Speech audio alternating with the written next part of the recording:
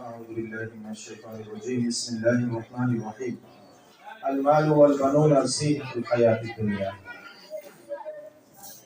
উম্মুল কুরা model মাদ্রাসার কোমলমতি শিক্ষার্থীদের সবক প্রদান সবক গ্রহণ অনুষ্ঠানের সামনে উপবিষ্ট এলাকার শ্রদ্ধেয় ওলামায়ে কেরাম, আমার সামনে মাদ্রাসার কোমলমতি শিক্ষার্থী, তার পেছনে অভিভাবকবৃন্দ, পুরুষ এবং মহিলা। আল্লাহ রাব্বুল আলামিনের কাছে প্রথমত শুকরিয়া আদায় করছি, যিনি আমাদেরকে একটা দ্বীনি শিক্ষা প্রতিষ্ঠান। আসলে মাদ্রাসা সম্পর্কে অনেক মানুষের মনে নেতিবাচক কিছু চিন্তা হয়। এই চিন্তাগুলি কেন হয় জানেন? এই চিন্তাগুলি হয় এই কারণে যে আপনি সেকুলার শিক্ষা ব্যবস্থা পড়ে বড় হয়েছেন। এই কথাগুলি বললে অনেক ভাই মন খারাপ হয়ে যায়। মন খারাপ হতেই পারে। আমি যদি চুরি বিদ্যা করে পড়াশোনা করে বড় কিছু হই, এরপরে কেউ আমাকে চোর বললে আমার খারাপ লাগবে, তাই না? কিন্তু বাস্তবতা তো বাস্তবতাই। মাদ্রাসা শিক্ষার প্রতি একটু নাক শিক্ষার ভাব অনেকের আছে, লক্ষ্য করা যায়। আলেমদের প্রতি তাদের শ্রদ্ধা, আলেমদের প্রতি তাদের কটূক্তি, তাদের আচরণ দেখলে বোঝা যায় এটা সমস্যা নাই, থাকতেই পারে। কেন আপনারা আজকে এই সবক প্রদান অনুষ্ঠানে এসে মনে করতেছেন যে এটা একটা বাইতুল মামুর মসজিদের ইমাম সাহেব মুফতি নাজমুল হুদা সাহেব একটা মাদ্রাসা করছেন, বাস একটা মাদ্রাসা করছেন, আমাদের সন্তানদের যে কয় বছর লাগে আমরা পড়ে তারপরে আমাদের যার যেখানে যাওয়ার দরকার নিয়ে যাব না। বাংলাদেশের, শুধু বাংলাদেশ না, পৃথিবীর প্রত্যেকটা কোনায় কোনায় যেখানে মাদ্রাসা আছে এগুলো ইসলামী রেনেসার একটা অংশ। আপনারা জানেন কিনা জানি না, পবিত্র কোরআনুল কারীম দেখেন, আমি কিন্তু বক্তব্য দিচ্ছি না, আমি বক্তব্য দেওয়ার কোনো যোগ্যতা নেই, আমি আলোচনা করি। একসাথে ৩-৪ জন বন্ধু মিলে বসলে যেমন আলোচনা হয় আমি ওরকম আলোচনা করি, এর বাইরে বেশি কিছু করার যোগ্যতা আমার নাই। কোরআন হাদিসের বর্ণনা আমাদের নাজমুল হুদা ভাই এবং আমাদের মনিরুল হক ভাই ওনারা সুন্দর আলোচনা করেছেন, সব জানছেন। আমি এখন ওনার কিছু কথা, খুব দু একটা কথা অভিভাবকদের মাথার ভিতরে যদি খুব সংক্ষিপ্ত সময় বলার চেষ্টা করব। এগুলি সব আল্লাহ পাক কোরআনুল কারীমে বলে দিয়ে গেছেন। কেন? কোরআনুল কারীম একটা মহাবিস্ময়কর গ্রন্থ। খালি আলেমদের মুখে শুনছি, আপনি কি পড়ছেন? আপনি পড়েন প্রতিদিন। আল্লাহ যদি জিজ্ঞেস করে যে হযরত আলী রাদিয়াল্লাহু তাআলা বলছেন না, মান আরাদা আন ইয়াকরা মা আল্লাহ, মান আরাদা আন ইয়াতাকাল্লামা মা আল্লাহ ফালইয়াকরা আল কুরআন।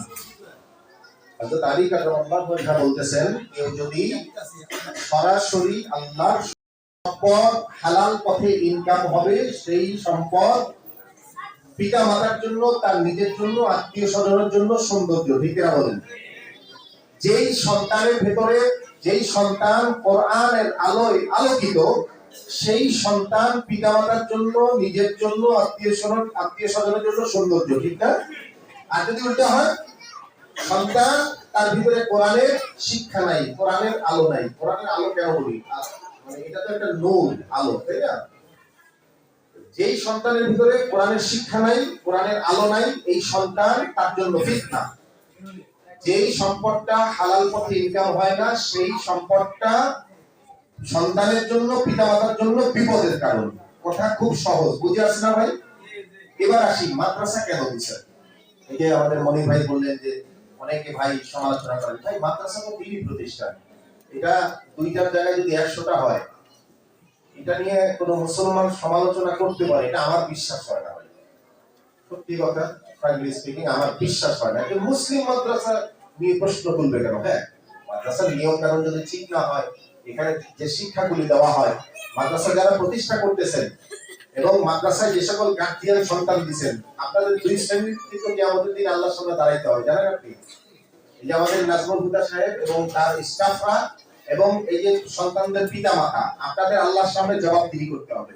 কেন?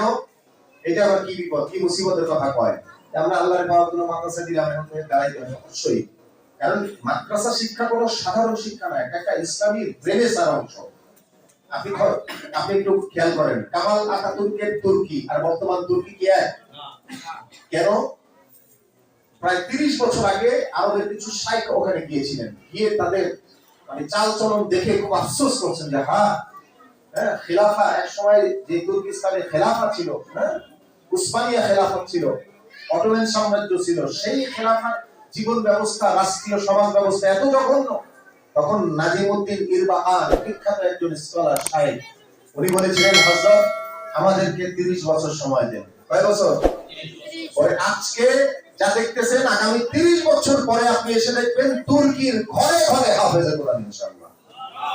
আজকে দেখেন তুর্কির মানুষরা প্যান্ট শার্ট পরতেছে, কিন্তু কোনো হারাম কাজ নাই, কারণ তার ভিতরে কি আছে?